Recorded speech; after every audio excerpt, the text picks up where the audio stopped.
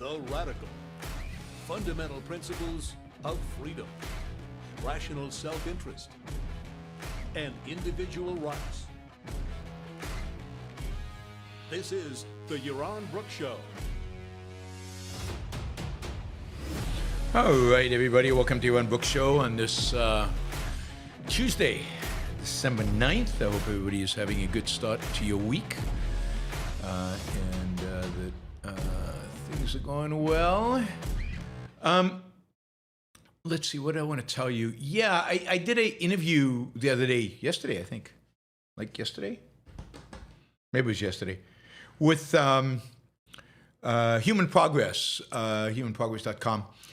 And they do work on human progress, human success. And we did the interview on basically on the kind of Stephen Walsh's kind of view. It's not Stephen, what am I talking about? Walsh's view that everything is worse. Everything is terrible. And the video's, doing really well. I think it's a really good interview. I got to talk about the philosophical underpinnings of the Matt Walsh. Thank you, God, Matt Walsh. We got to talk about the philosophical underpinning of kind of the new right or the alt-right's pessimism. And it was good. It was a good interview. It's on a bunch of different platforms. You can get it on X. You can also see it on YouTube, and I think on their website. It streams on their website. The good news is, I got excited by this, was that today, or yesterday actually, Steven Pinker retweeted it. So that got a lot of views, I think, or got a lot of commentary. The other thing they did at Human Progress is you got a whole transcript of it. So the whole transcript of it is listed there. So a lot of people might be reading it rather than watching it. But Pinker's retweet was fantastic, and he called me a libertarian. So what? I mean, there are worse things you could call me. As I'll point out in a few minutes, there are much, much worse things that you could call me. It's sad that he calls me a libertarian, but I can't blame him for doing that. I mean, what does Steven Pinker know? He is not in a position to differentiate between objectivists and libertarians. That's our job. Our job is to do, and objectivism is not big enough, prevalent enough, common enough out there in the culture for people to see the difference, recognize the difference, and reflect the difference. The Human Progress guy is a libertarian for what it's worth. I mean, he defines himself as a libertarian. So it is great. It got a lot of people to view it, and I like Steven Pinker. He's one of the good guys. That is good that he did that. All right, what else? I think that's all I had to tell you in terms of just stuff off record. But yeah, go watch the video. I think you'll enjoy it. So and by watching the video, the count will go up, and maybe that'll encourage people to invite me more to their podcasts and their various shows. All right. Much bigger than any interview I have done, was ever done, really ever by far, was Piers Morgan's interview of Nick Fuentes. I think it was yesterday. Last I saw, it had over 2 million views. I think that's just on YouTube. I think it's probably got many more views, and clips of it are circulating, and each one of the clip has about a million views. So we're talking about millions and millions of views for this interview. Piers Morgan interviewing Nick Fuentes, and I'll tell you why I think it's a horrible mistake for somebody like Piers Morgan to interview Fuentes. But let me first say that I'll give Piers Morgan credit for this. I'm not going to give him much credit, but I'm going to give him credit for this. that is that Piers Morgan didn't just do softballs. He actually challenged him on real issues, showed him clips, racism, anti-Semitism, thinking Hitler's cool, and attitude towards blacks, and a bunch of other things. So he really did push Nick Fuentes on these issues, and I guess that's to his credit, given that Tucker Carlson didn't, just gave him softball after softball. Steven Crowder, that was a pathetic interview of, again, softball after softball, and then Steven Crowder did a commentary on the Piers Fuentes interview while watching the videos, and he backed Fuentes throughout. He was supporting Fuentes throughout the whole thing. So at least Piers was willing to challenge Fuentes on his views. The problem is that it serves no purpose, no function, other than to give credibility to Nick Fuentes. The whole interview is a way to elevate the profile of Nick Fuentes. Now, a bunch of people who might have never heard of him, who probably didn't know he existed, now, had to be exposed to him. Some percentage of them might even be attracted to him and might pursue his channel. I think viewership of Nick Fuentes' stuff, I'm sure, has gone through the roof since Tucker Carlson interviewed him and a bunch of others interviewed him, and he's in the mainstream media all over the place, and everybody's talking about him, including me, I guess. All because these so-called mainstream people are sanctioning him, are giving him a platform, are giving him a stage to spout his vile, stupid, ridiculous ideas. And here's the thing.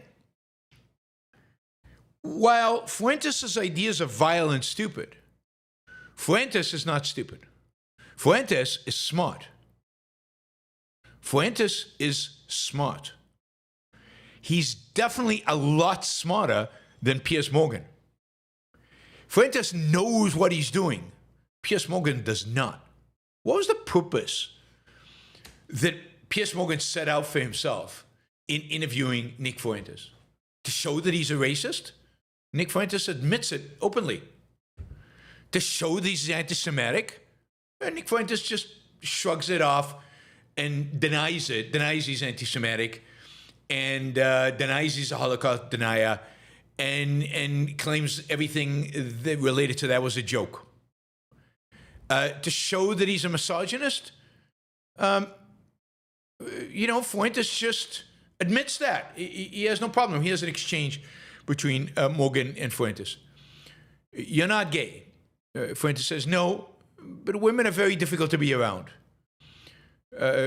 Piers Morgan says, yeah, this is a gotcha question. Should they vote? Fuentes says, no. They should stay at home. Fuentes says, yeah. So you're a misogynist dinosaur. Have you ever had sex? And Fuentes says, no. And Piers Morgan thinks he's really got him because he says, wow, this, says the man who never got laid. That is, you've got opinion about women, though you haven't got laid. But, Fuentes comes across as, it's an abhorrent set of ideas, but his audience is like, yeah, somebody said on the Piers Morgan show, never been said before that women shouldn't vote. They take it as a victory. And what did we learn? That Nick Fuentes hates women? Anybody who knows anything about Nick Fuentes knows that, and everybody else doesn't need to know that because Nick Fuentes is irrelevant to them. And the only way Nick Fuentes is going to become relevant is if people like Piers Morgan make him relevant by introducing him to the world, interviewing him, thinking they got getchas. Piers didn't know what to do. So, he says, are you a racist? And Nick Fuentes says, yeah, everybody's a racist. He says, I'm a race realist. because I'm realistic about race and I'm realistic about people, being a little bit racist. Everybody's a little bit racist, Nick Fuentes says. And you can see a lot of people going, yeah. And he goes on about, most crimes in America committed by blacks. And Piers Morgan gets all upset and he says, well, mass school shootings are committed by whites. And it's like, what's the point of that? I mean, Fuentes wins on that point, right? Because Piers Morgan is trying to deny reality. It's the question of what do you do with that? What conclusion do you come from that? How do you behave as a consequence of that? Which is the question, not the fact. The fact is true. So sadly, Fuentes just uses this opportunity to kind of, in a sense, make fun of, when Piers Morgan asked him about whether 6 million were killed in the Holocaust, Fuentes says, more than 6 million, probably 7 million. 6 million is a lowball figure. and nobody knows if he's joking or if he's telling the truth or what exactly he thinks.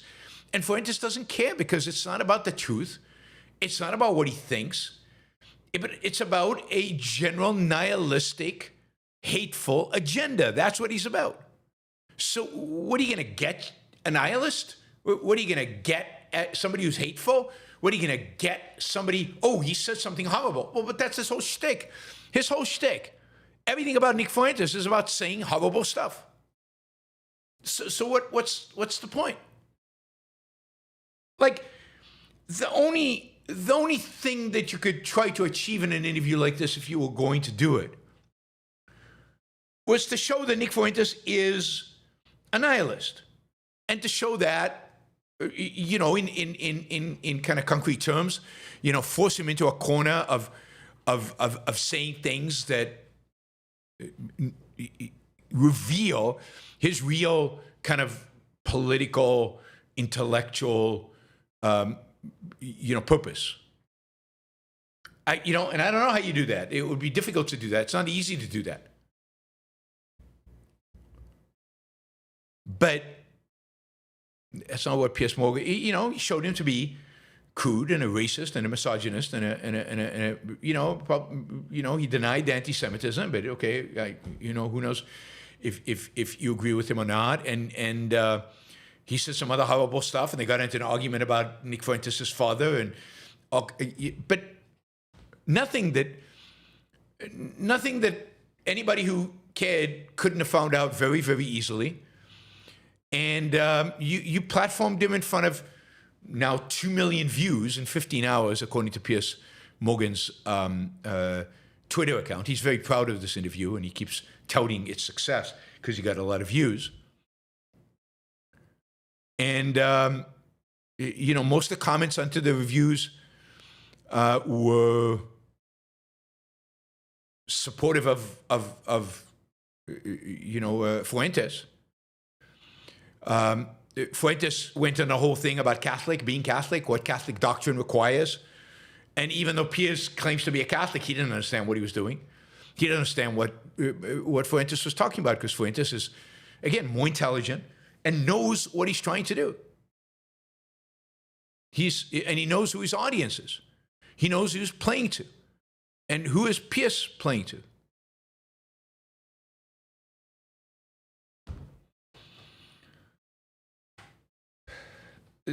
The thing about Fuentes is to point out that he has nothing positive to offer human beings. That he is a collectivist and a tribalist, an emotionalist, who has no positive values for anybody to pursue. He is a cynic, a nihilist, and as part of that, when he thinks it's fun to do, he's a racist and a misogynist and an anti-Semite, and he admires Hitler when he thinks it's fun to do it. And Piers was like, "You admire Hitler?" And he says, "Yeah, he's cool." And Piers is like, he killed 12 million people. And he says, "Yeah, but he's cool.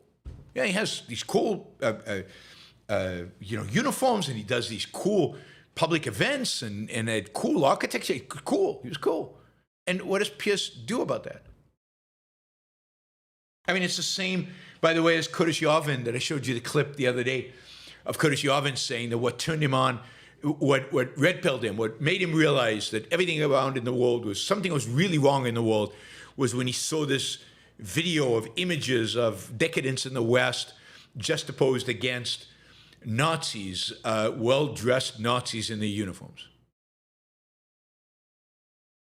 I mean, you have to be really sick and depraved to take that as the alternative. Homeless people in the streets of San Francisco defecating in the streets, or Nazi uniforms and Nazis in uniforms. Nazis who mostly died because their leaders sent them into a war they were killed in. That's somehow good. That's somehow positive.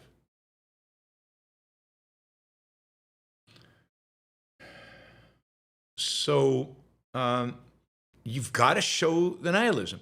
You've got to show the positive values. What are you living for? What values should we pursue? What kind of what would be the program to implement your ideas, Nick? What would we actually do?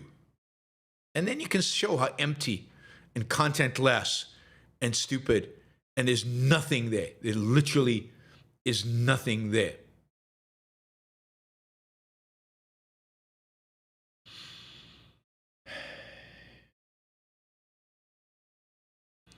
So, yeah, I mean, I'm hopeful that, but I doubt this will happen.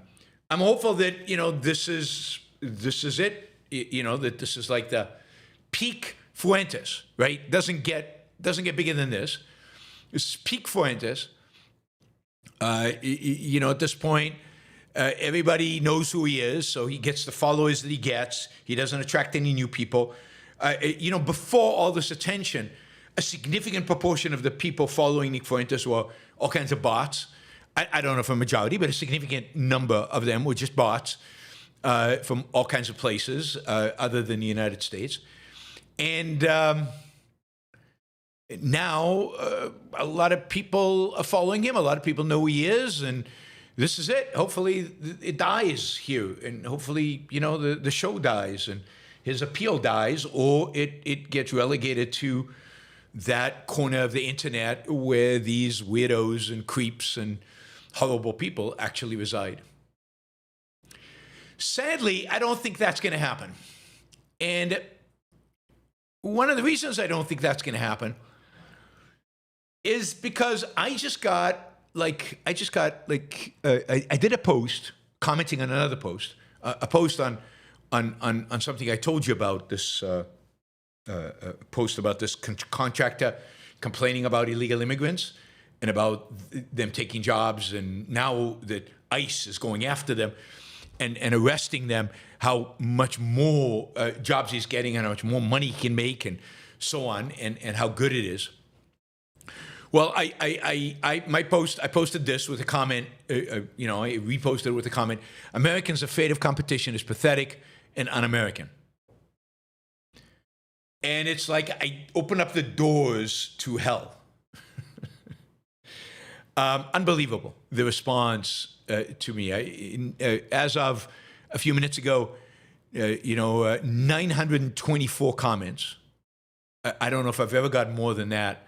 It might be the most commented comment I've ever made on Twitter, on X.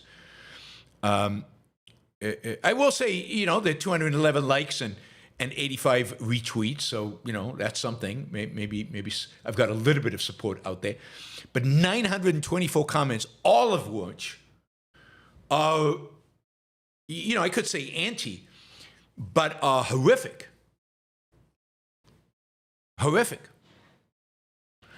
Anywhere from, some semi-reasonable kind of stuff like competition is always welcome. How do you all liberals, I'm a liberal, of course, say it? Equality. You're not competing when others has no license, insurance, doesn't participate in the taxing system, and their price is reflected. Being, all of that. being underbid and all this. Okay, so I say if all that is really what worries you, then let's legalize them. And then it says, what do you mean? Let's legalize them. Are you saying you want to bring more people to Puerto Rico? They discovered that I'm from Puerto Rico because it's in my now it's in Twitter description. And this became a big issue that I'm from Puerto Rico, right? It's as if I'm from some some third world country and have no say in America. They don't know Puerto Ricans are American citizens. They have no clue. I mean, these people are really stupid. I said somewhere else, then legalize them. And then you get, does that mean Jews are afraid of competition from non-Jews since they won't let you in if you aren't Jewish? I assume that relates to Israel. So a lot of anti-Semites came out. Then somebody just said, you're going to jail. And then when I said, I'm not, then he says, no, you'll flee to Israel before that. And I said, no, I'm here to stay. And he said, we'll see. There's always the ovens otherwise. Subtle, quote, Fuentes kind of humor, oven humor, right? Let's see. Another one said, the lion does not concern himself with the opinion of a Jew.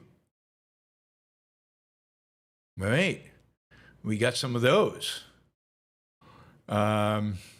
And then this guy says, I'm curious if Americans came to Puerto Rico by the millions and undercut the wages to unsustainable levels and displaced them, if they'd feel like cowards for wanting us removed.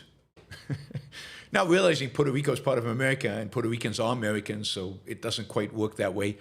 But that's the way you are. And he says, you're U.S. territory. You're not citizen. You can earn your citizenship in a variety of ways. No, that's just not true. The ignorance is big among these people. Let me see if there's any other ones worth. Then there were just the straight out insults. We just want a competition with actual Americans. Competition with actual Americans is okay, right?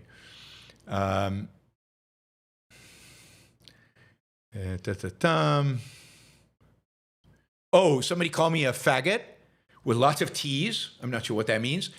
And like that was retweeted many, many times as if that was the response of the decade. Yes, that was it. That's exactly what it is.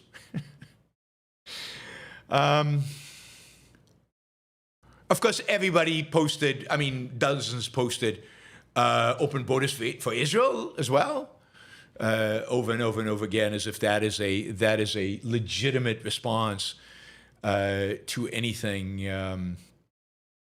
Do you say things? Same thing for Israelis who hold anti-immigration views.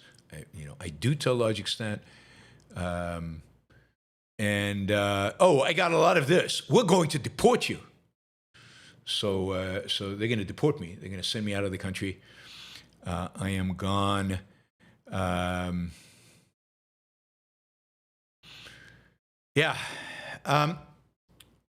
We shouldn't need to compete with the entire world for domestic jobs.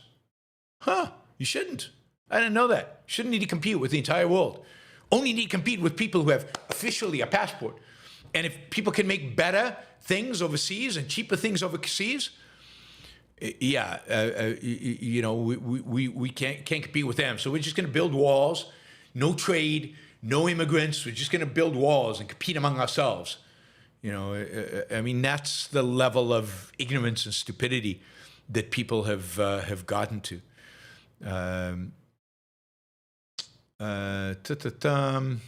Yaron, you have to go back. This is part of the deporting people who want to send me back. Bunch of them. This was another one. Illegal immigrants are slaves. Or we don't want to exploit slaves, right? We don't want to exploit them. It's literally slavery. This is like the Civil War. We're trying to liberate the slaves. And I was like, okay, I'm all for that. How about we make them citizens, right? And then they freaked out, and then they lost it completely. They lose it completely if you point that out. Yeah, we need to send all our Somalis to Israel. That repeated itself a few times. Somalis in Israel. A number of people asking where my name Yaron comes from. All they had to do was Google me, and they could find out. Those who did came back with the anti-Semitic stuff. Those who didn't only looked at my Twitter profile, came back with the anti-Puerto Rican stuff. Can't win. One guy even tried to quote the Talmud to me. The opinion of a foreigner. So I guess it doesn't count, but I'm not a foreigner. I'm an American. And then people just posted account based in Puerto Rico. That offer obviously disqualifies somebody. Talk about racist bastards. Just because you're from Puerto Rico means you can't have an opinion, and your opinion is worthless if you do. Yep. All right. You're a podcaster. You probably never worked a day in your life.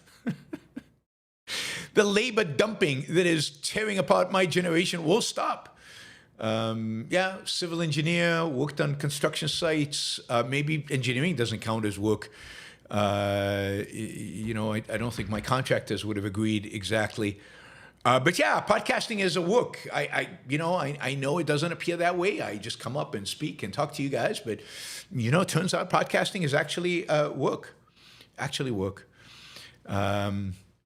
They have to pay taxes. They don't pay taxes. That's just not true. Illegal immigrants do pay taxes. That's how they get around the system. That's why we have all those fake Social Security numbers. They're paying even Social Security taxes. It's that bad. Free market capitalism is ultimately anti-human. All right, at least we know where they stand. And then, this guy Scott, it's a different Scott, not our Scott. Different Scott says, are you Jewish? Globalists get the bullets first. I guess that's a threat. Should I let Twitter know? Yeah. It's a traitorous and greedy to expect American workers to compete against peasant, serf, and or slave labor here or overseas. That's right. Build the walls. Let's become self-sufficient. Poor, but self-sufficient. Everything will be America-made. Another one. Are you Jewish? This one's not Scott. Go compete in your own country. This is my country. Somebody else says, I think you'd be happier in Israel. No, I wouldn't be. I'm happier here. Don't tell Americans what we are. Okay. I am an American, though. And then Theodore just goes right to the point. He says, one word, all caps, Jew. Obviously, that disqualifies me from having an opinion. This is, really ugly. That's a kike is another one. Jew detected is another one. Send them to Israel. It's, wow. It is quite amazing. And hundreds of these, right? Hundreds. 962 comments, almost all of them, 99.9% of them, like this.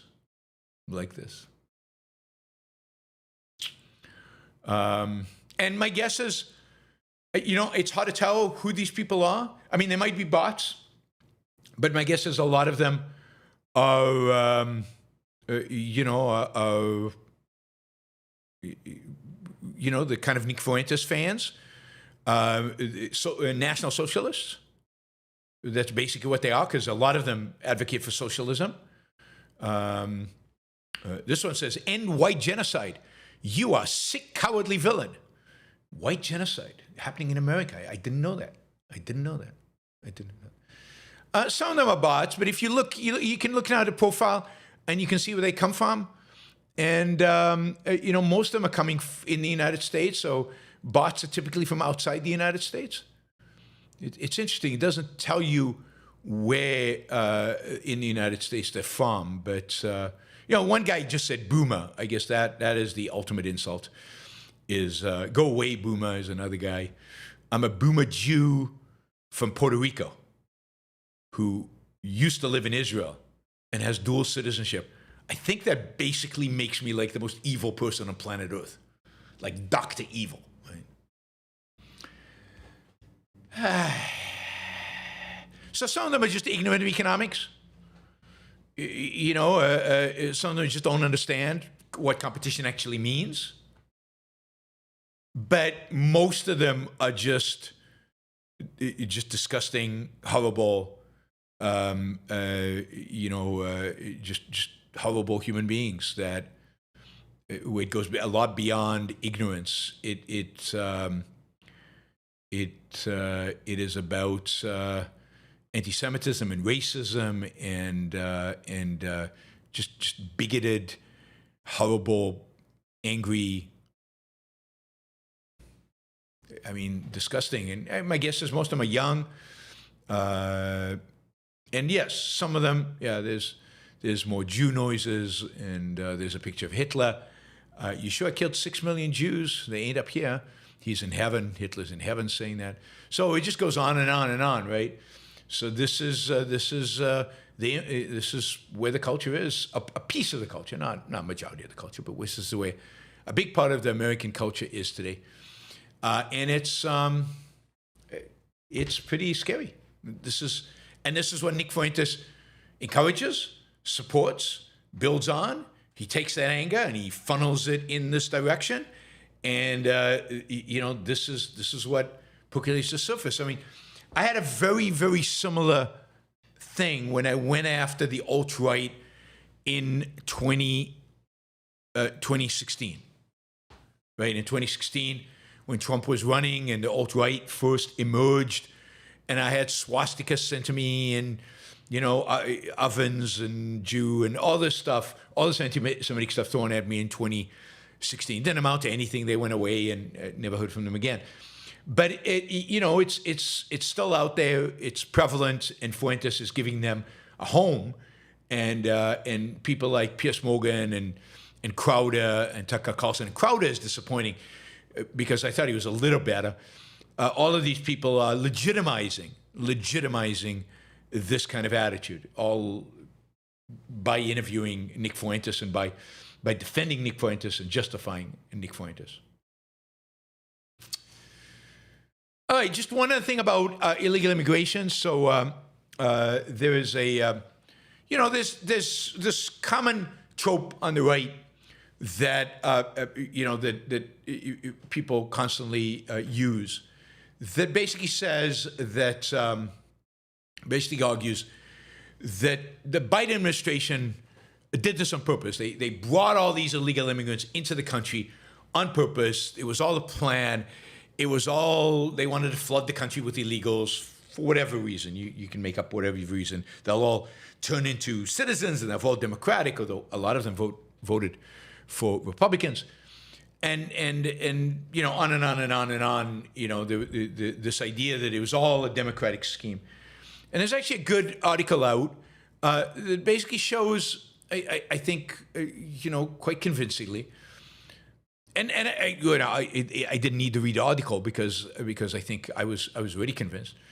But basically that this was that the surge of mass, the border, tens of thousands of people crossing the border, and just the mayhem and the disarray and the anarchy on the border was not anything planned. And that basically what it was unsurprising at all, total incompetence. They just had no clue what they were doing. And I think that's true of the Biden administration more broadly about lots of things. And there's no reason to believe that suddenly when it came to the border, they became these conspiring, efficacious, efficient people who could pull this off. The Biden administration didn't know what it was doing. Now, are they nonprofits encouraging people to come and cross the border and relish, they're nihilists of the left and quite happy to put the lives of South American people at risk in order to make a point in America and in order to just disrupt the status quo. But Biden isn't that. Biden just was an incompetent old fool. And he wasn't prepared for it. He hesitated to do anything about it because he was afraid of the left of his party.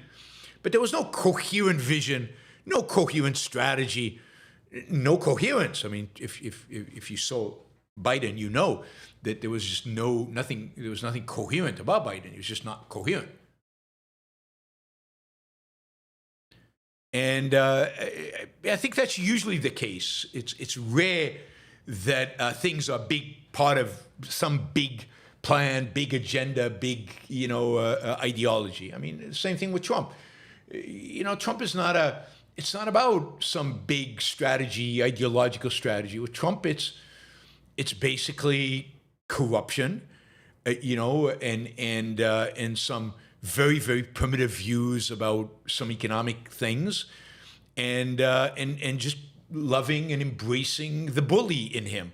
There's no grand strategy. There's no 5D chess for some amazing or even bad thing that he wants. He's not some evil villain scheming. Trump is just Trump. He's just a thug, and and he just does thuggish things. Again, there's no. And he wants to appease the people who got him elected. So he sends out ICE. I don't even think that Trump has particularly negative views about immigration really deep down. Remember, he married immigrants. He hired immigrants. He employed immigrants. I'm sure he employed illegal immigrants.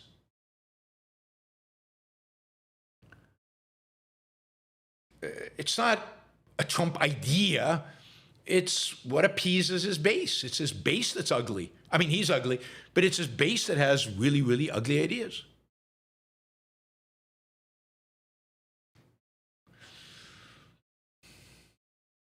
I'm afraid I'm giving Puerto Rico a bad name. This guy says, you have no right to even use the term American.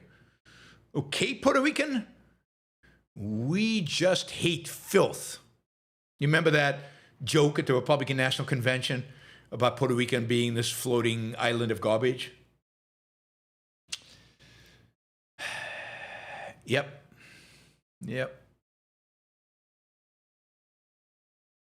It's pretty, it really is disgusting. All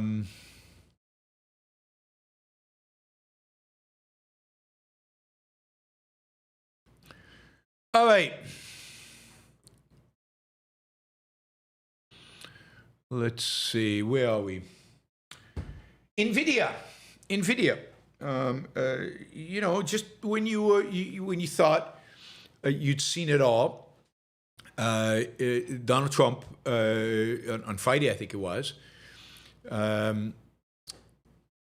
agreed with Xi to provide China with not the most advanced chips, but chips that he had banned in the past and Biden had banned and from going to China in order to prevent them from using them in military technology and in AI.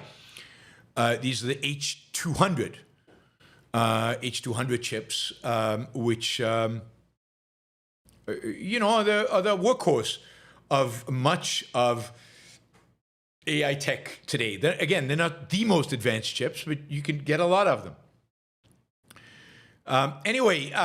Trump decided, after speaking to the Chinese, that he was going to allow China to purchase them. Now, we'll see that China doesn't want them, but he's going to allow China to purchase them. He's so weak, it's pathetic, right? So here's what he wrote. I've informed President Xi of China that the United States will allow Nvidia to ship its H200 products to approved customers in China and other countries under conditions that allow for continued strong national security. What conditions? Don't put it in your missiles. Don't put it in a weapon. I'm watching you. I mean, once you ship to China, you have no control over what happens to it. Give me a break. President Xi responded positively. Now, here's the thing. 25% will be paid to the United States of America. So as I understand the scheme, China is going to buy the chips from Nvidia, and then Nvidia is going to give the U.S. government 25% of the revenue.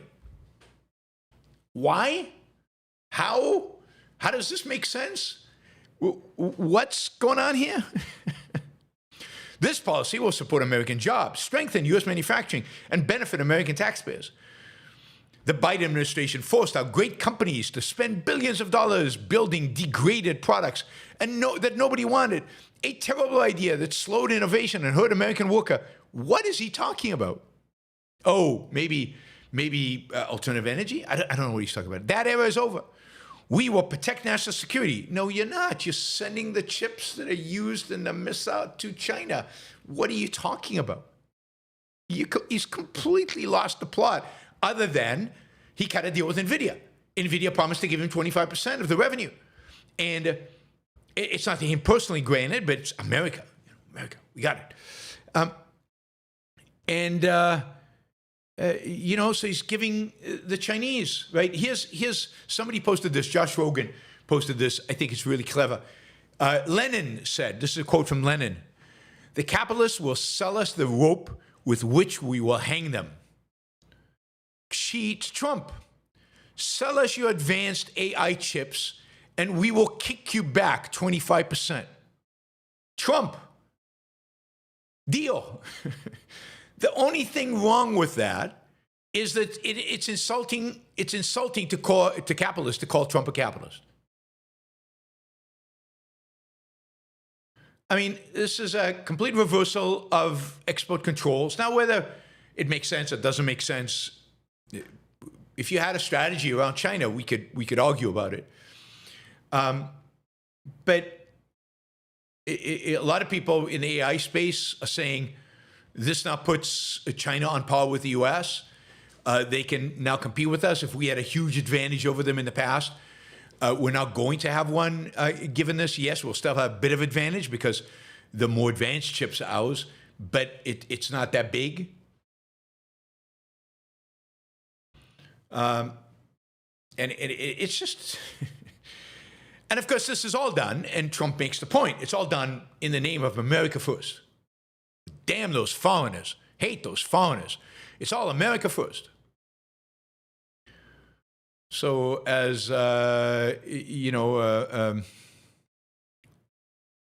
somebody writes, these H200 chips will be used to hack American personal information and blackmail American voters and businesses on a large scale.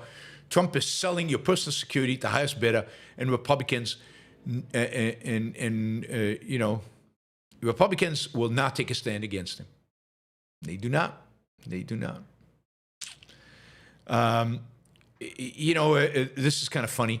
The same day the administration approved the sale of H200 chips, right, to China, the Department of Justice said that these chips, the H200 chips, they literally said this in a deposition where they arrested smugglers who were smuggling H200 chips out. So people are smuggling H200 chips to China. This is what the Department of Justice said in catching them, right? Indicting them. Quote, these chips are the building blocks of AI superiority and are integral to modern military applications. The country that controls these chips will control AI technology. The country that controls AI technology will control the future. Oh, China, you want the future? Here, let me sell you some. We've got future on a chip.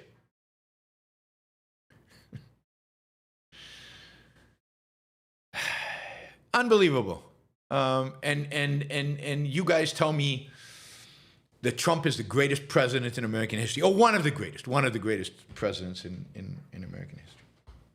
It's just, I mean, he's one of the dumbest presidents in American history. There's no question about that. One of the most ignorant presidents in American history. There's no question about that. And one of the most anti-American presidents in American history. I mean, anti-American, inadvertently acting against the interests of America. Maybe advertently, I don't know, but I don't think he's smart enough to do it advertently. So inadvertently acting against the interests of America. Here's another one. So yesterday, Trump unveiled a $12 billion bailout for farmers. I told you this was coming. It was kind of obvious. This is a financial package that is supposed to compensate for the farmers for the fact that nobody is buying, or primarily China is not buying, American agriculture. They're not buying soybeans. They're not buying corn. 11 billion of this will be in the form of one-time payments through the Farmer Bridge Assistance Program, which helps U.S. Crop farmers. The remaining 1 billion will go towards commodities not covered under the Bridge Assistance Program. So they want to cover all the farmers. They want to make sure they all get paid. Now, why has this been such a horrible year for American farmers? Well, primarily because Trump decided to engage in a trade war with countries like China. And as a consequence of the trade war, other countries are not buying American agricultural products. And because they're not buying American agricultural products, the prices of soybeans, for example, have gone down significantly, and there's no market. The soybeans are sitting there, and there's no market to sell them. They have to keep lowering prices in order to get sales. Now, it's been a challenging year. The first 9 months of 2025, farm bankruptcy rose by nearly 50% compared with the same period in 2024. Trump says this relief will provide much needed certainty to farmers as they get this year's harvest to market and look ahead to next year's crop. We're going to make them so strong. It will indeed be a golden age for farmers. A golden age under, government subsidies. Really? I don't think that is a golden age. I don't consider that a golden age. I don't think farmers consider it a golden age. Indeed, farmers are complaining about this. They're saying this is not nowhere close to compensating for the actual losses, and the losses were completely unnecessary. It's not like there was a drought. It's not like some natural disaster wiped out all the crops. It was man-made. It was Trump-made. Is that man or not? I don't know. But it was Trump-made.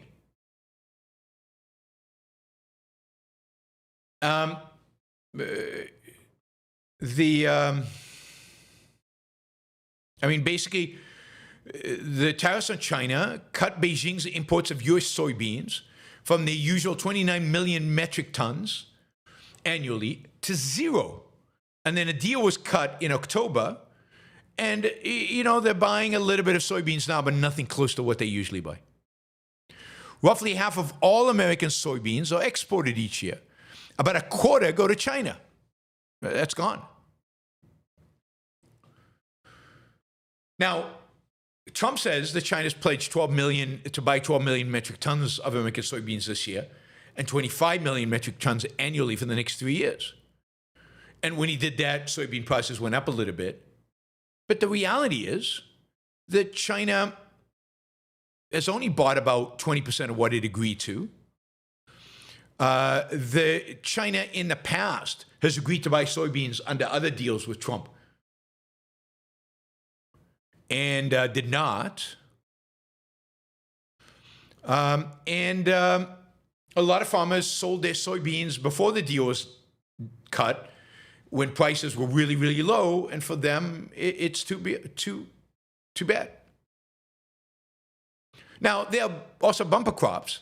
And as a consequence, there's a glut of corn and soybeans, just naturally. A year ago, let's remember, right? Congress passed a $10 billion bailout package for farmers to help with low commodity prices. So we constantly bail out farmers. During his first term, Trump sent about $23 billion to farmers to compensate for his tariffs on China in his first term. So we're sending tens of billions of dollars for farmers on a regular basis.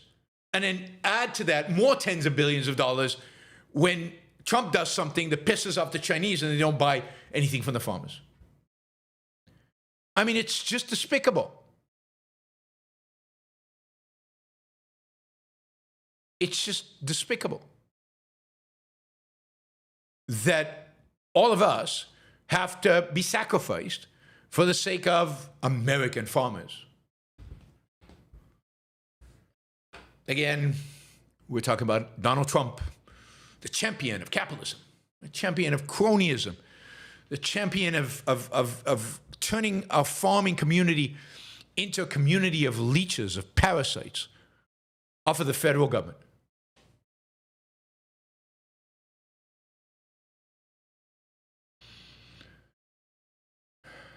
And yeah, pretty, again, one of the great presidents in American history, some people tell me. Yeah, okay, that just repeats it. Oh, this was funny. This is really funny. This is the kind of stuff that the Trump administration does, right? We've talked about this in the past. They lie, and they do it confidently and repeatedly until the lie becomes like everybody accepts it. It's just true. Just true. Oh, we've got people on the chat coming to comment on my speech impediment. That's pretty funny when you can't actually deal with the ideas. You insult people about their accent. So this is, the spokesman for the White House. Quote, President Trump convinced President Xi to continue purchasing again American soybeans, which is something China wasn't doing under the last administration because they had no respect for President Biden or the country at the time. Now, here's the thing. This is not even close, right? This is a kind of a lie that you can look up in 3 seconds and discover it. But nobody looks it up. Like Trump or his representatives say it and say it and say it and say it, and everybody goes, oh, okay, wow, didn't realize that. But China was the largest export market for American farmers in 2024. They bought 27 million metric tons. They stopped buying completely in 2025 when Trump started the trade war. This is just simple, obvious, straightforward, uncontroversial facts, which the spokesman for the White House, the spokesman for President Trump, just ignores and lies with a straight face. The ability of this administration to lie is unmatched in, maybe human history. Maybe human history.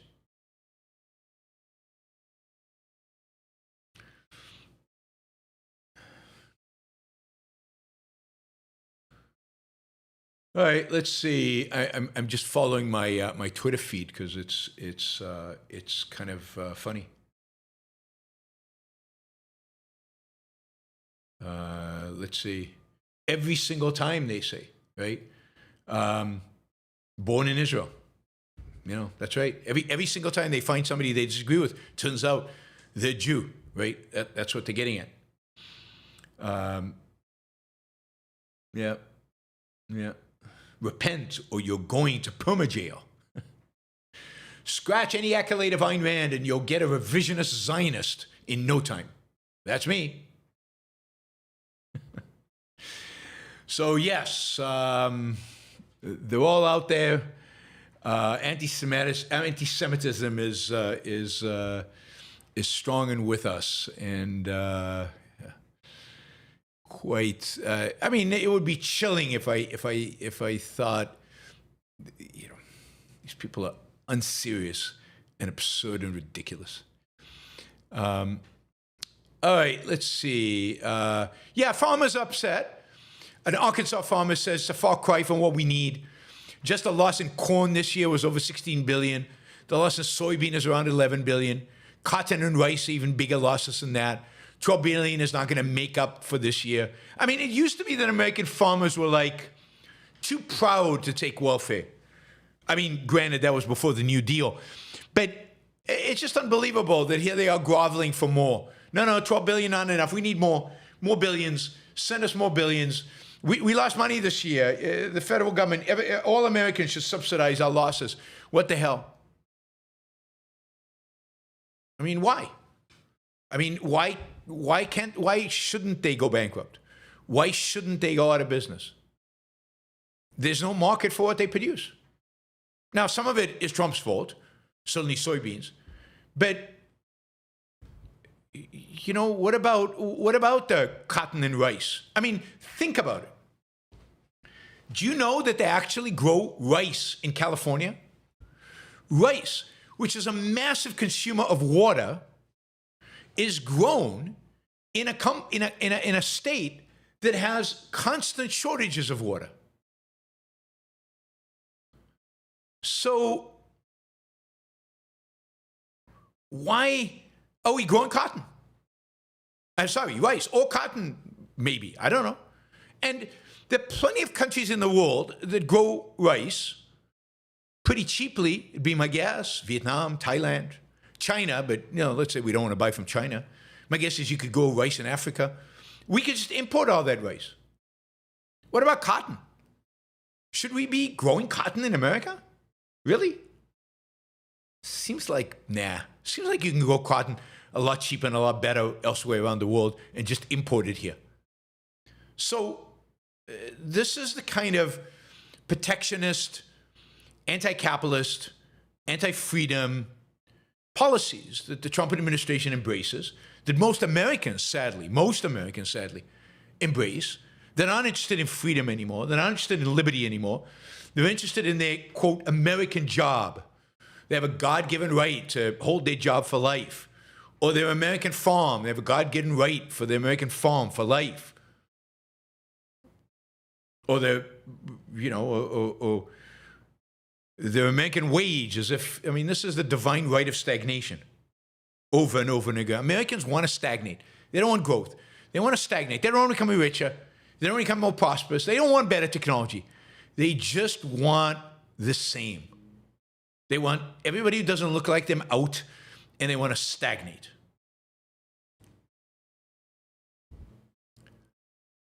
You know, when I said pathetic and cowardly on that thing, yeah, pathetic and cowardly was exactly right. Exactly right. All right. Yeah, let's talk about Japan and EU. Interesting story I read about Japan. So Japan is really challenging China right now. It's basically said that it would consider a Chinese invasion of Taiwan a real threat to Japan, a threat that would allow them, right, that would allow them, in spite of their constitution, to engage in military action. You know, the Japanese constitution that was written by General MacArthur really makes it difficult for them to deploy military forces, right? It has to, the only time they can deploy military force is when they face a existential crisis. Tokyo stated that any Chinese assault on Taiwan could constitute an existential crisis for Japan's national security, which is the only legal classification that allows Japan to deploy military force in collective defense of its allies. And they mean it. They've moved now missiles, anti-aircraft missiles, onto an island about 120 kilometers, less than 100 miles from Taiwan. Remember, Japan has the fourth largest navy in the world. And they're super advanced technologically. The Japanese are good at what they do. When they build something, they build it well. They have some of the best submarines in the world. By the way, super cheap, much cheaper than American or British submarines. Super cheap submarines. They run now on these hyper-efficient batteries. They can stay underwater as long, if not longer, than nuclear submarines.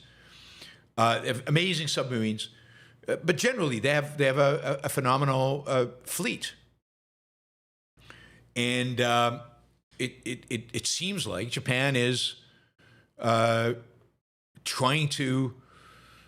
preparing for war. I mean, Japan needs the Straits of Taiwan, the whole area around Taiwan, to stay free, open, outside of China's complete control. Around 80% of Japan's energy imports pass through waters near Taiwan. A Chinese blockade of Taiwan could cripple or Chinese blockade in that part of the ocean would cripple Japan's economy overnight. If Taiwan falls, Japan becomes completely isolated, economically and militarily. And Japan is basically saying to DC, to a unlistening Trump administration, we are willing to stand with the Taiwanese. What about you? You have made a commitment to the Western Pacific. What are you going to do? It would be interesting also what the South Koreans do. Japan has become closer to South Koreans in spite of historical grievances, justified historical grievances the South Koreans have towards the Japanese. The South Koreans could potential, and in that case, would America just sit out?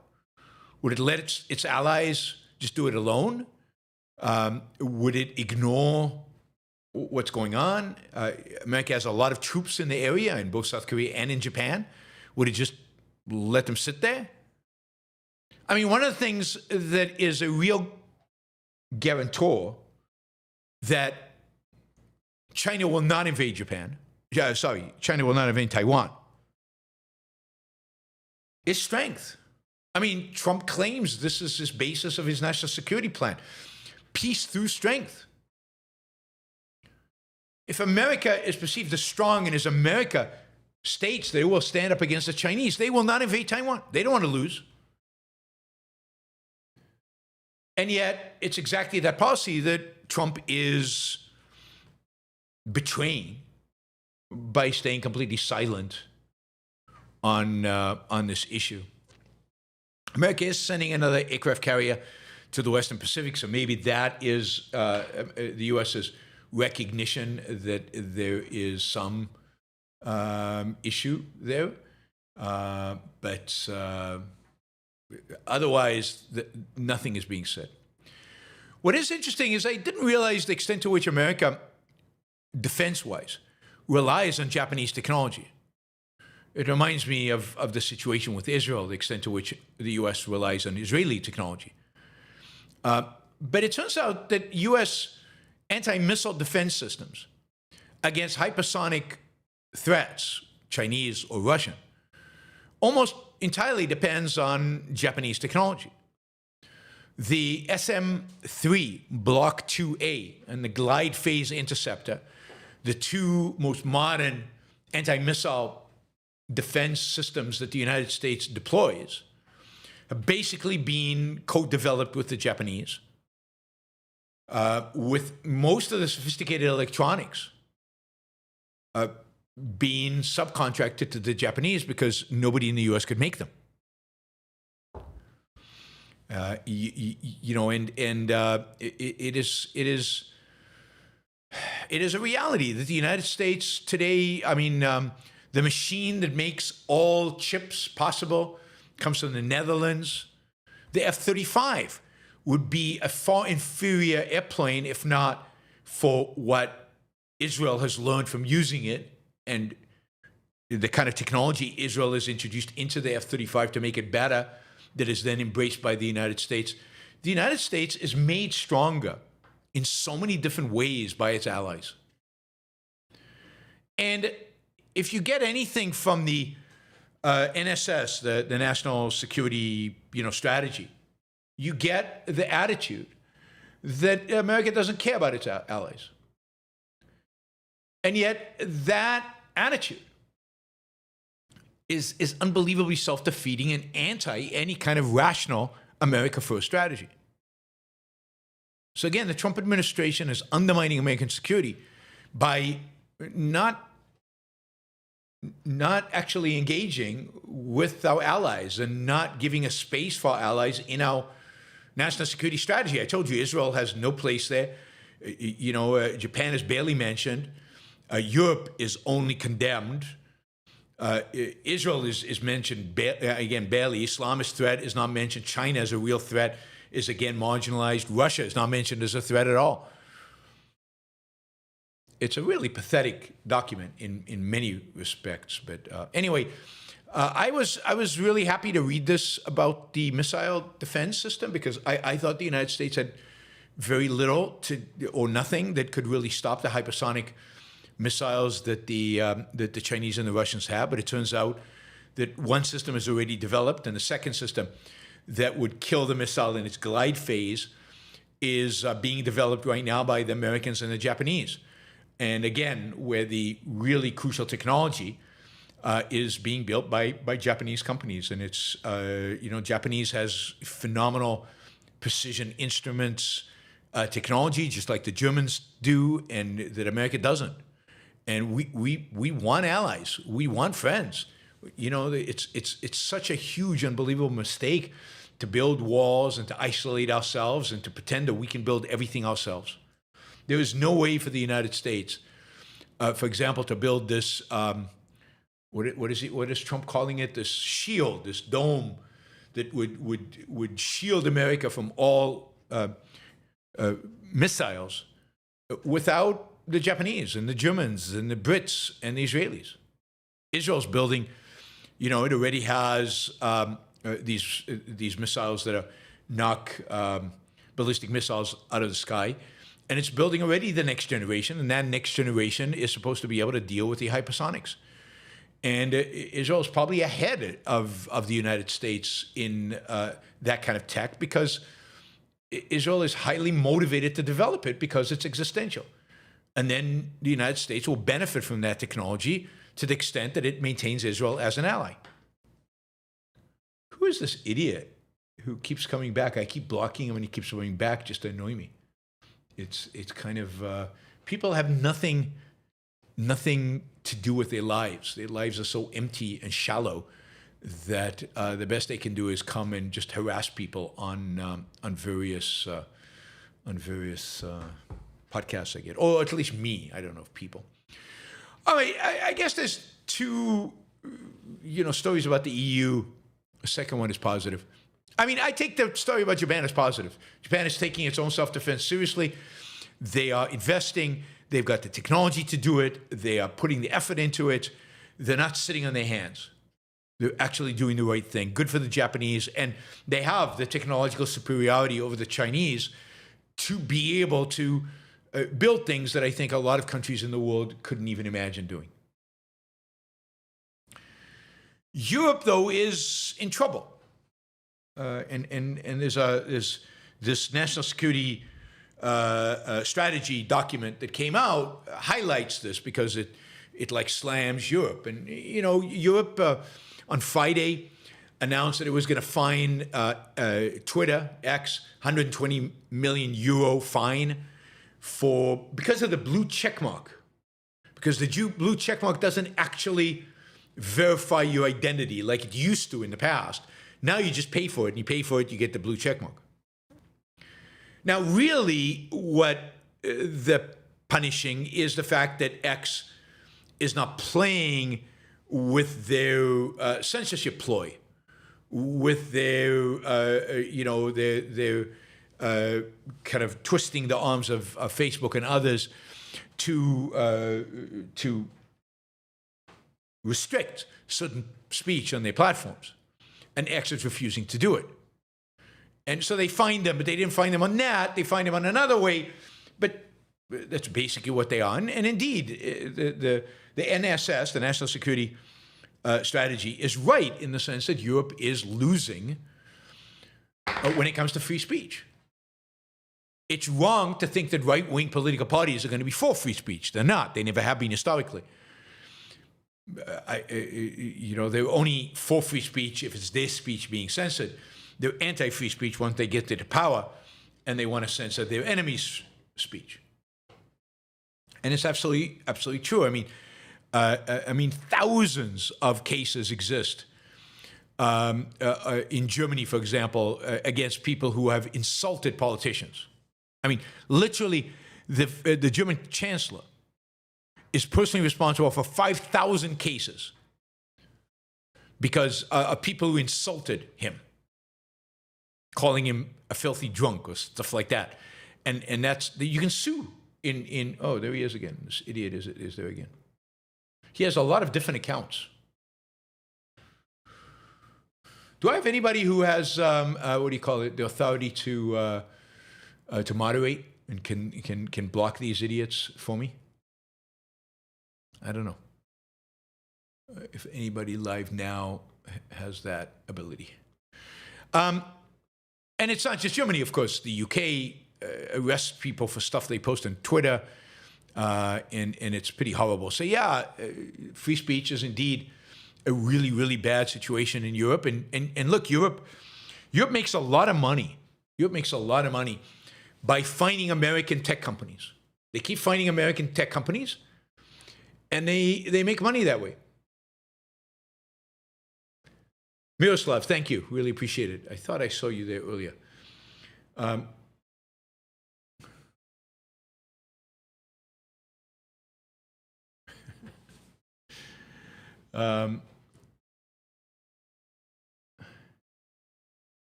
All right, let's see. So Europe, freedom-wise, is struggling, but economically, it's really suffering. Since the financial crisis, the U.S. economy has grown somewhere close to 3% on average a year. The European economy has grown 1% a year.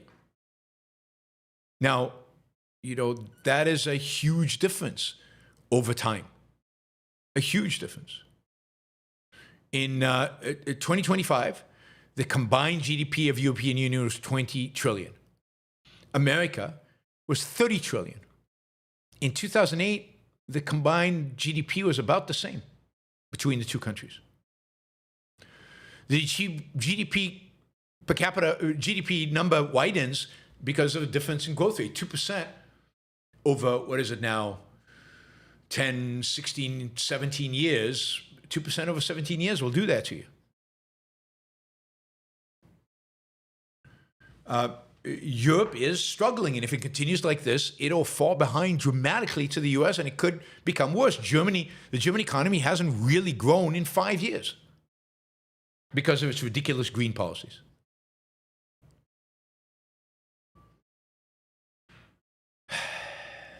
So Europe's in trouble. No entrepreneurs, no big tech companies. It made more money, I think I read somewhere, it made more money finding American companies than it did taxing its tech companies.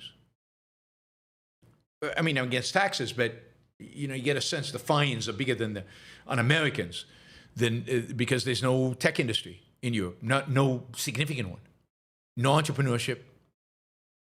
And we're talking about an area of the world highly educated, highly cultured, highly productive potentially. But the consequences of heavy regulation, heavy controls, lack of freedom, these are the consequences. This is what happens. The good news is that the EU is starting to get an inkling that it's a problem. Now, I'm not sure it's going to do enough, but it's starting to get. So, for example, just today, the EU closed a deal to slash green rules for companies, make it a lot simpler for companies to get to meet environmental standards. And indeed, a lot of what cripples development, entrepreneurs, productivity in Europe is the green agenda. And the political parties in the European Parliament of the right have basically teamed up to reduce regulations. And this is part of an effort, we'll see if it succeeds, part of an effort in Europe to start at the European Union level, to start reducing regulations, to try to eliminate regulations. By the way, the UK, which is not part of the EU, could have done this under conservative government, they could have done it. They could have reduced regulations dramatically. But of course, they didn't. It's why Brexit is such a failure. So, there's going to be backlash. All the environmental groups are flipping out, and the Green parties are flipping out. But it does seem right now that right of center and far right political parties have enough seats in the European Parliament to be able to pretty much get this done. So maybe, probably still very unlikely, but maybe Europe is waking up to the evils of statism, the evils of regulations and controls and high taxes and all of that. And maybe as a consequence, they are changing. We'll see. We will see. All right, guys, that is the news for this Tuesday, December 9th. A day of rabid anti-Semitism, racism, and just plain stupid ignorance on Twitter.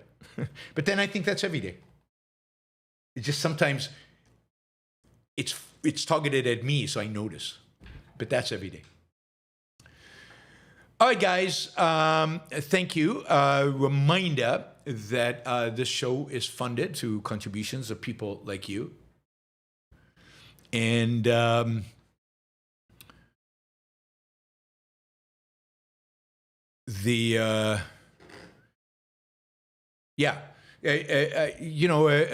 show is funded through contributions by people like you. You can contribute here live using the super chat. We met our first hour goal. We're into our second hour goal. It'd be great if we could meet our second hour goal, or maybe even our third hour goal if there's enough questions. There seem to be. You can ask a question, or you can just do a sticker. A sticker's fine.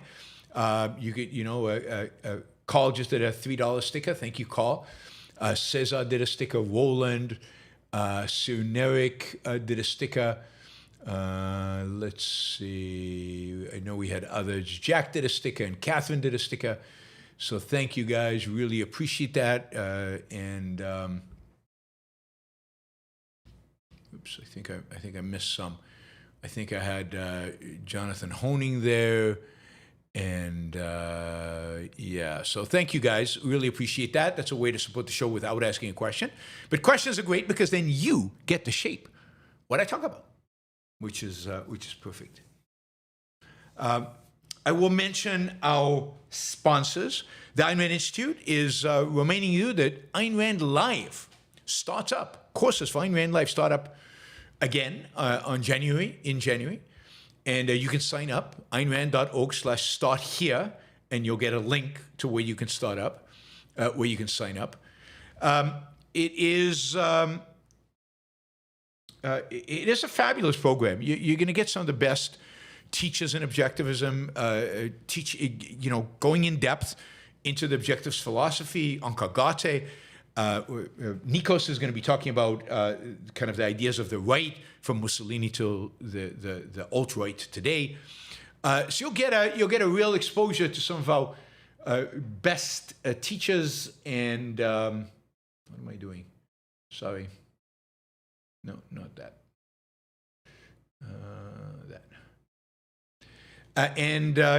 It'll be a lot of fun. You can take classes whenever you want. You can take classes. You can take classes live, or you can take classes recorded. You can do homework, or you can not. You can have a mentor relation with somebody from the institute or not. It's really up to you. You can get a discount. 26 YBS 10. 26 YBS 10. That gives you a 10% discount if you sign up for Ayn Rand ARI Live.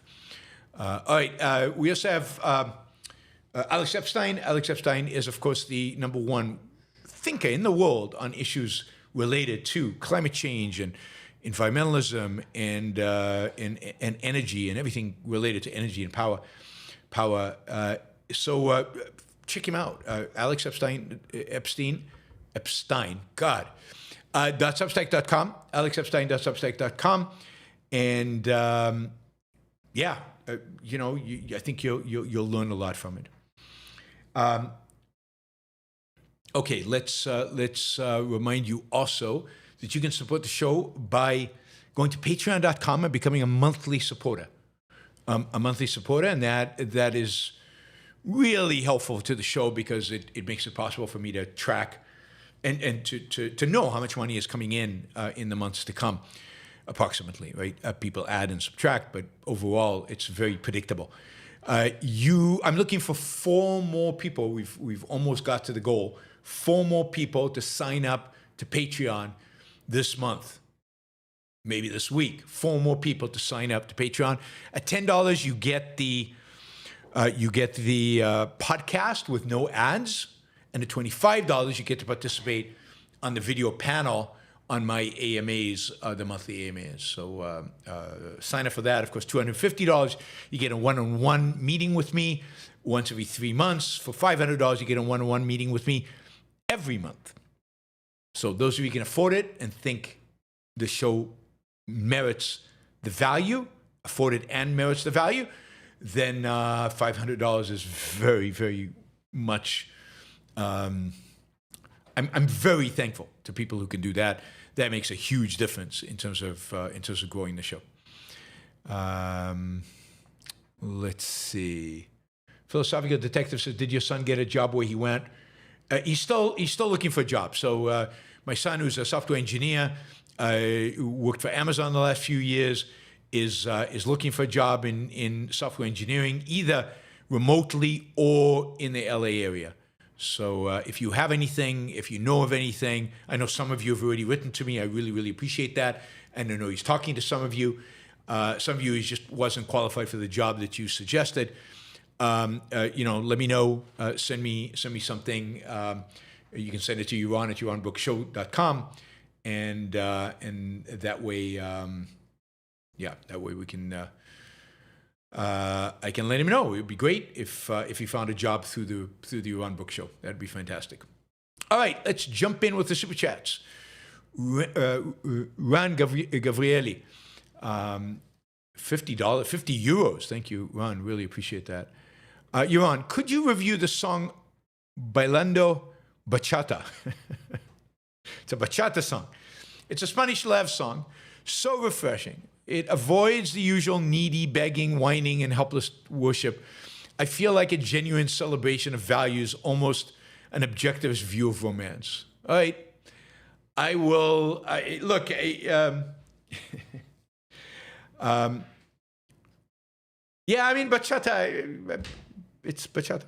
So it's dance music. It's dance music. Bachata is a Latin dance, which I do not do. Because I don't dance. I'm incompetent when it comes to dancing. But yes, I will review it. Although reviews are $100, Ron, so you're $42 short. Everybody else has paid $100, so. All right, let's see. Michael, when people attack boomers and say we're not in the boomer age anymore, are they really saying we're moving into a post-Enlightenment way of thinking? The idea of personal responsibility and capitalism is over.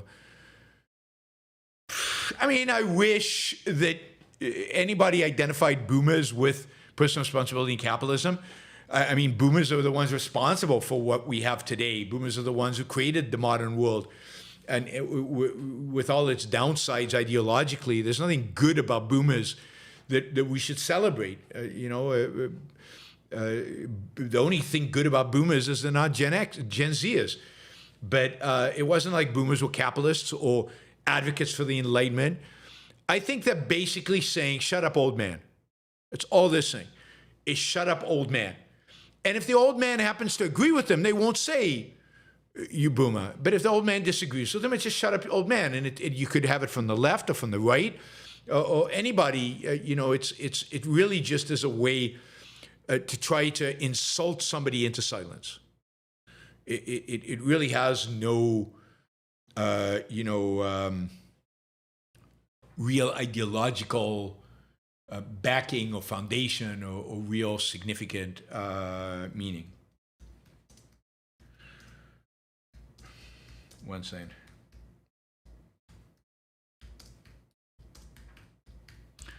All right. Thank you, Michael.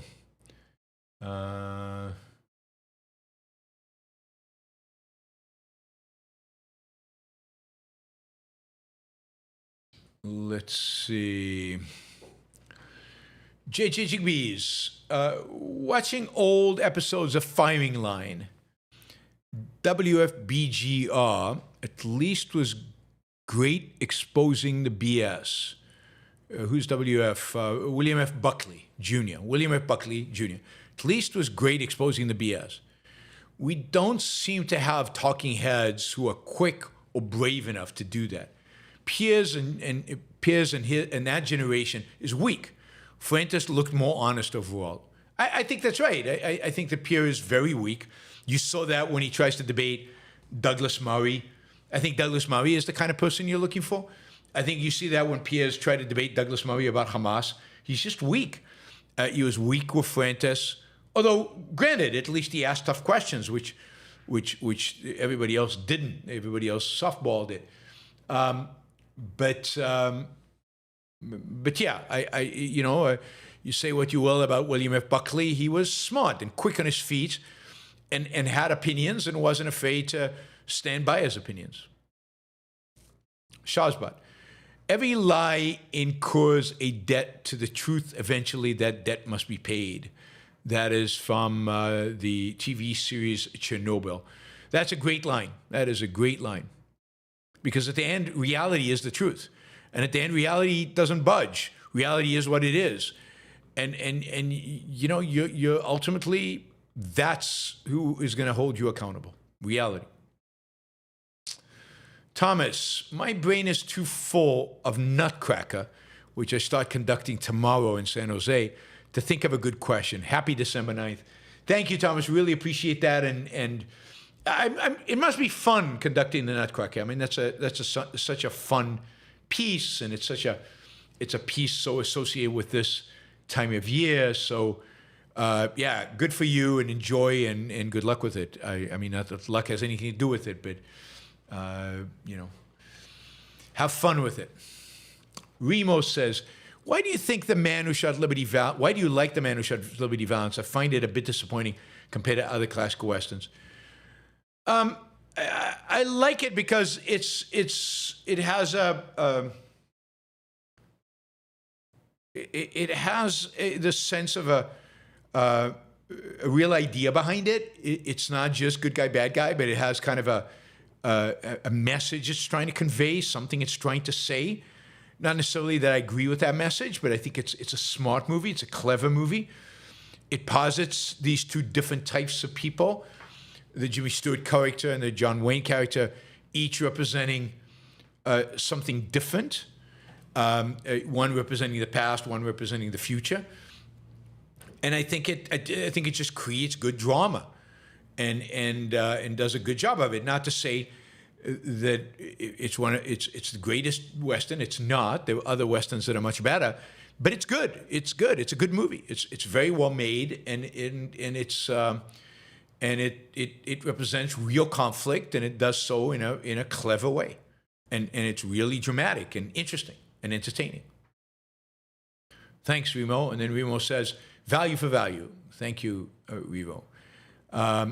Cook says, he's quoting Matt Walsh, I have no self-esteem. And it's funny because there's a Matt Walsh, who is from Reason Magazine, Reason Institute, and people have confused the two Matts, unfortunately. Matt Walsh from Reason is much, much better than Matt Walsh from Daily Wire. Michael, according to Objectivism, Nick Fuentes' constant manipulation and dishonesty should be bringing him nothing but destruction and misery. Yet he's making a fortune and more popular than ever. Yeah, I mean, that doesn't make him happy.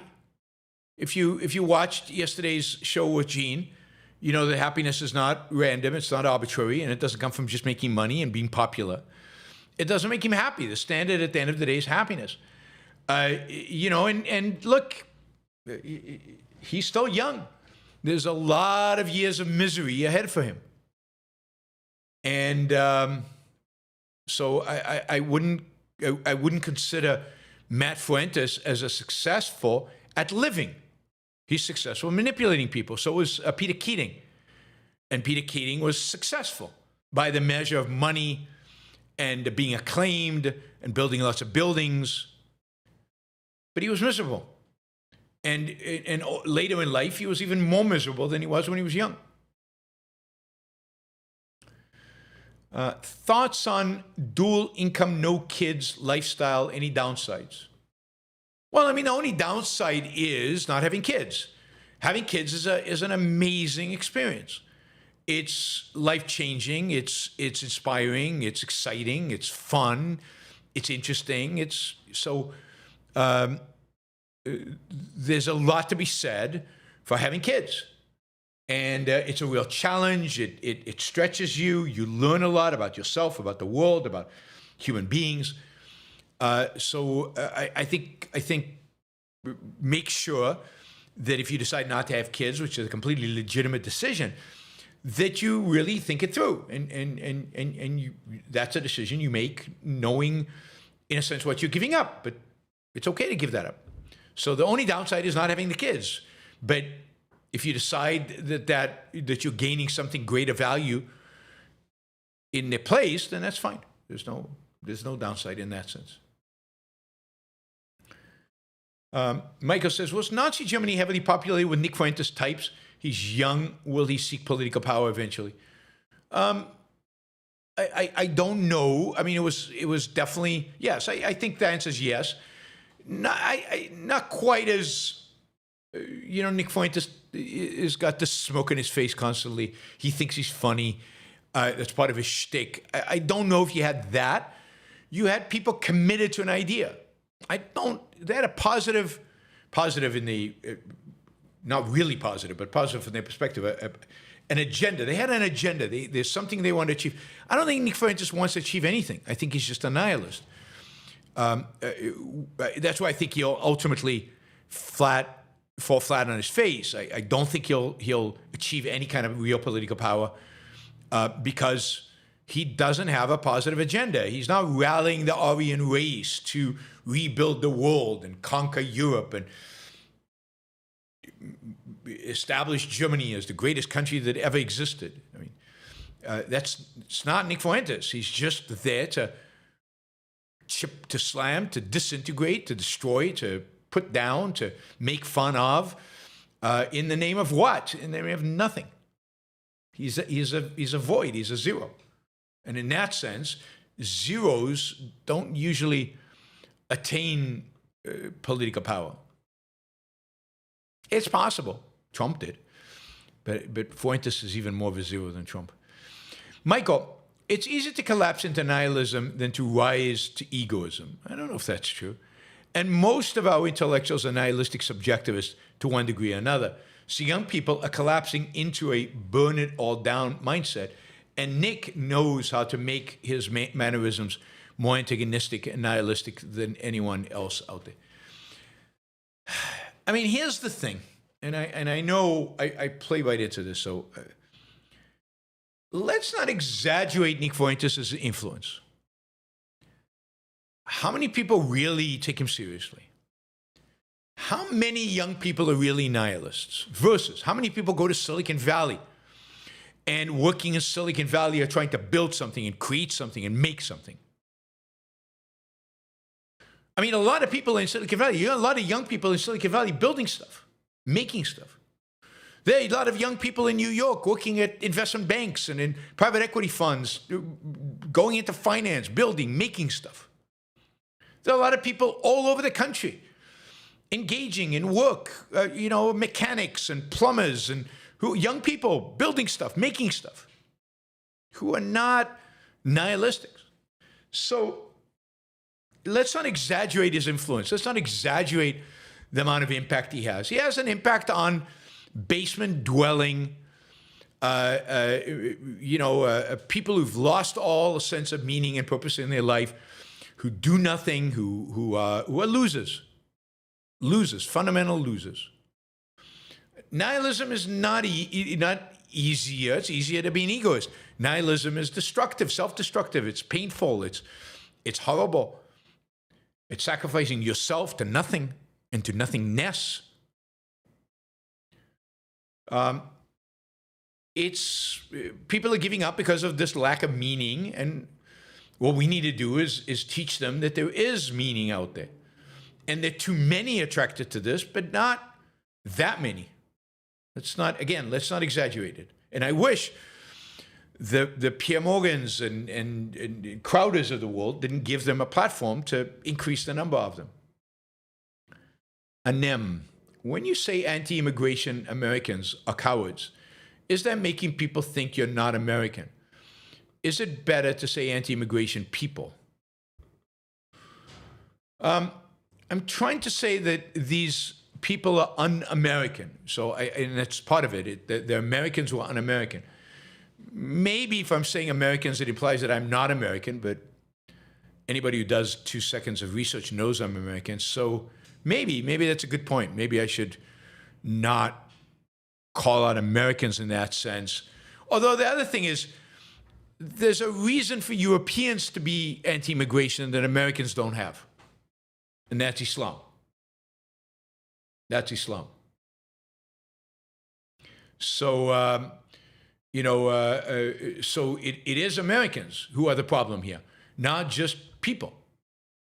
Because I can understand, a working class person in England who, who lives not that far from some of these grooming gangs is really, really pissed off. I get that. That's completely makes sense to me. This stuff about American jobs, that is what is disgusting. That is what is, so horrible. As if that is what America is about. It's about guaranteeing them a job. It's the job of the American government to secure them a job. It's exactly the opposite. I should say my fellow American cowards. Yes, my fellow my fellow Americans, someone like that. I like that, Jennifer. So I could say that to make clear that I'm an American too. But no, I mean Americans, because I don't think this applies everywhere. Again, in Europe, given the overwhelming number of Muslims that are coming in, and of those Muslims, the number of Islamists, and the attitude of them just being allowed to rape and pillage, if you will. And yeah, I mean, it makes much more sense. Americans, what are they complaining about? Oh, he's undercutting me on price.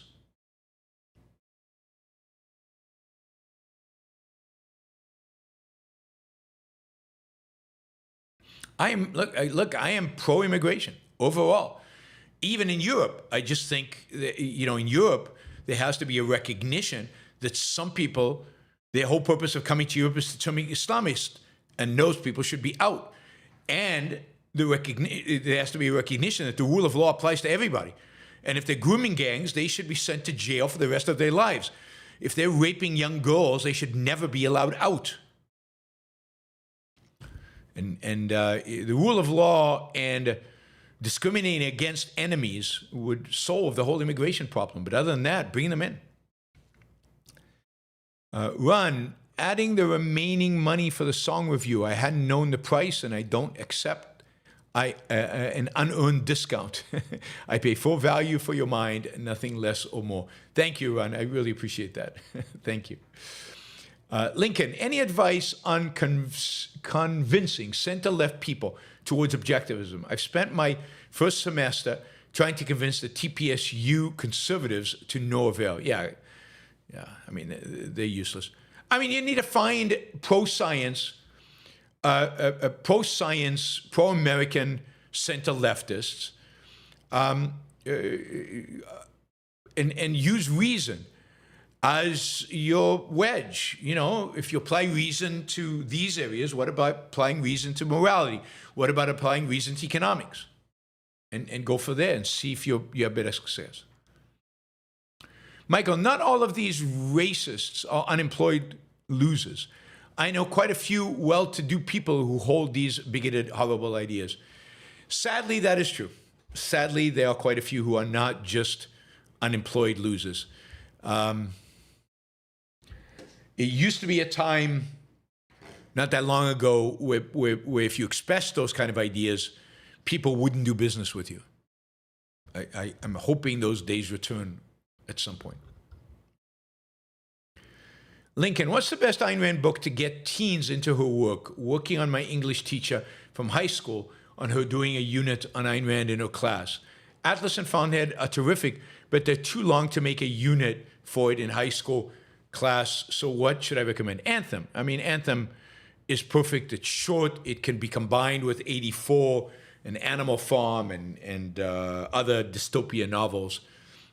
So I think Anthem is the perfect one, if they don't want to do Fountainhead.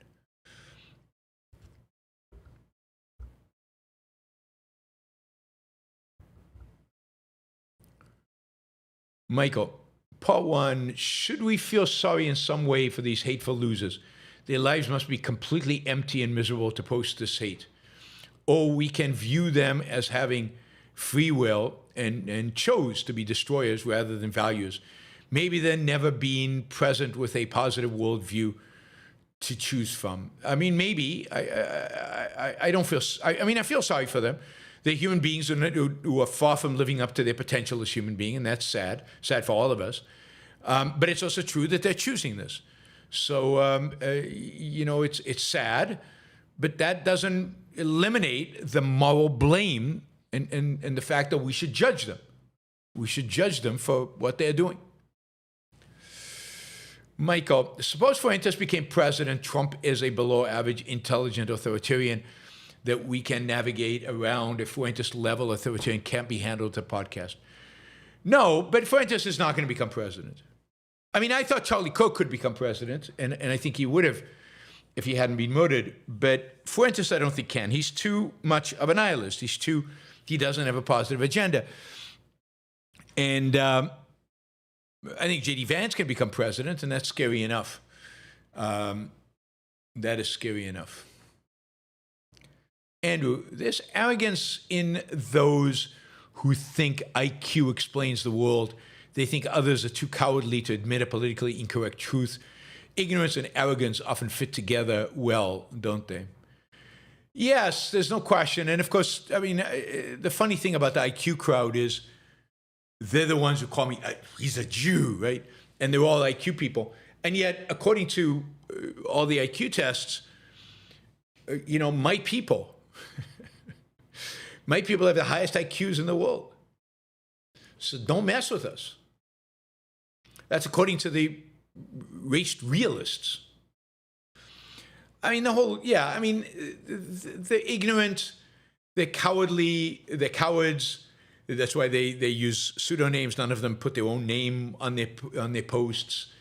You know, it is